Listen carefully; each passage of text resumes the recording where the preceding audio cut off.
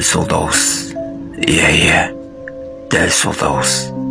Құлағыма жаңғырық болып, заршылаған елдің ащы дауыс естіліп жүргеніне де 2-3 айдай уақыт болды.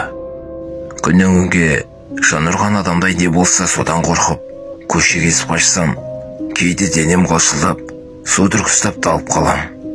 Балаларым менен қорқа бастады.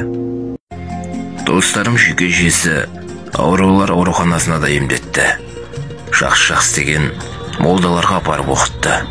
Жоқ, басылар емес, қайта дөп барады. Солай шындадымша жүріп, өзімен бірге тете өскен бауырымды ақтық сапарға шығарып салдым. Міне, сол күні барлығы белгілі болды. Осы мен қайдан шыққанымды. Әкешем өсек айтып, ғайбаттауды білмейді.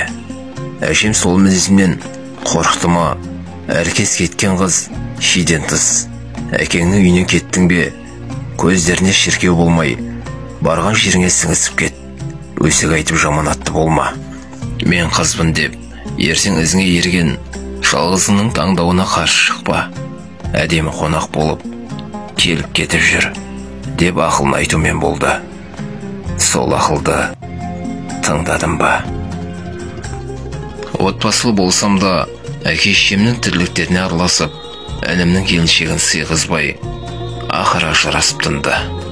Бауырым бар ашумен өкпесін ащы судан алып, соңында тәуелді болып, достасып алды. Түн, адам баласы шырт ұйқыда болар кезі. Жүрегім аласұрып, тыныштықта бар емес. Белгісіз бір сезімнен қобалжып барам.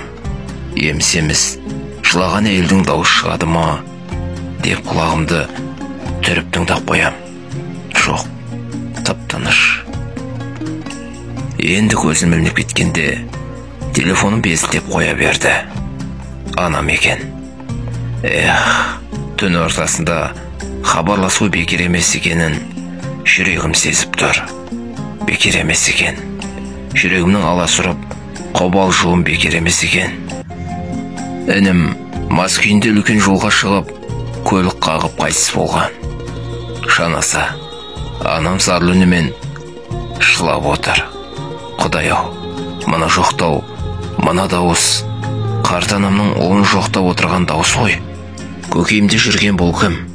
Неге маған жабысып алды деген сұрағыма жауап таппай, жынданып кете жаздағаным маған берілген аян ба? Әлде қарғыс па?